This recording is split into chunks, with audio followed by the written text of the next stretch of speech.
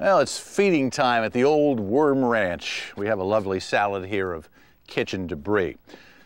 The whole goal is to get as many earthworms into your soil as you possibly can. Some of them will come naturally, but inside your house you can be growing more that will ultimately go out into your soil. They'll also give you worm castings to put in your soil, and the added benefit is they're going to help you to recycle as well.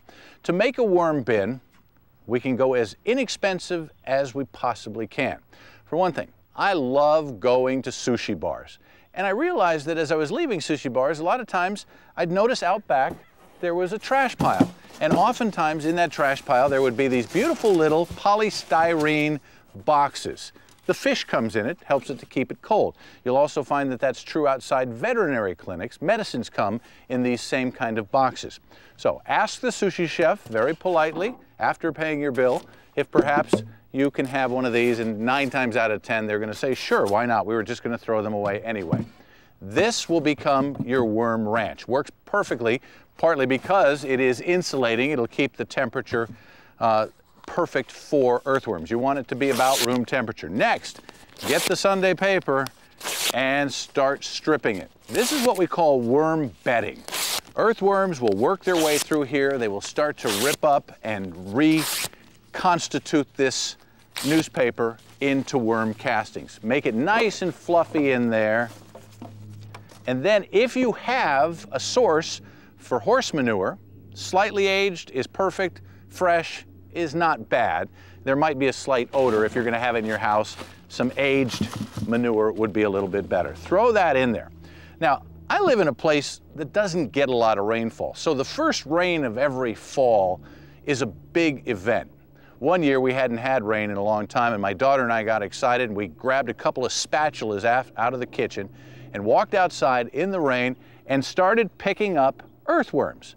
The reason we could pick them up in the rain is that during rain, earthworms migrate. It makes it much easier for them to get from where they've been living to a new breeding ground in the wet ground. You'll notice after the sun comes out the next day, some of them, the stragglers, get fried on the sidewalk.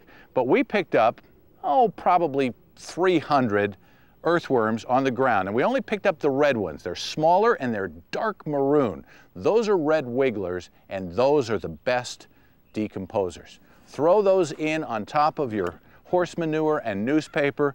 Add a little bit of garden soil. The reason for that is there's sand in there, and that serves as grit. Earthworms, like chickens, don't have teeth, so they need to grind their food, and they use the grit that they'll pick up in the soil to do that.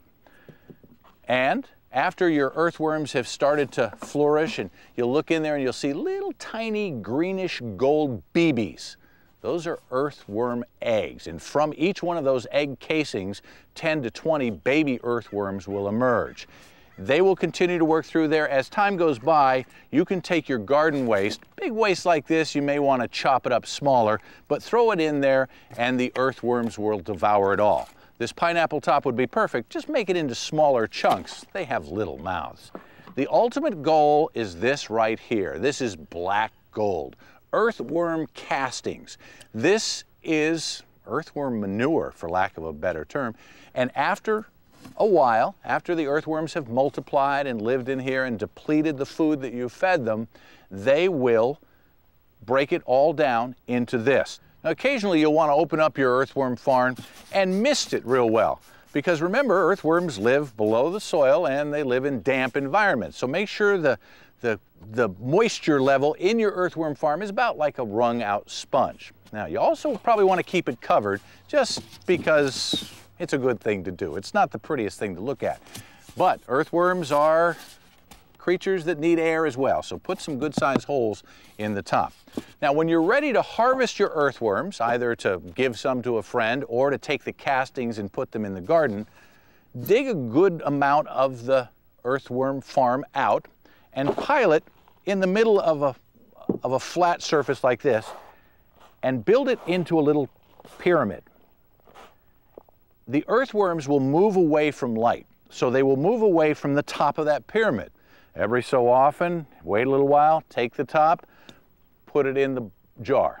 Take the top again, put it away or to the side. Continue to do this and the earthworms will continue to work toward the bottom. Once you've gotten all the earthworm bedding away, you should have a neat little pile of earthworms at the bottom of all this. Then you can use your castings in the garden, you can put your earthworms back into a new farm, or you can divide them because they've grown into such great numbers and give some to a friend so that they can start an earthworm farm.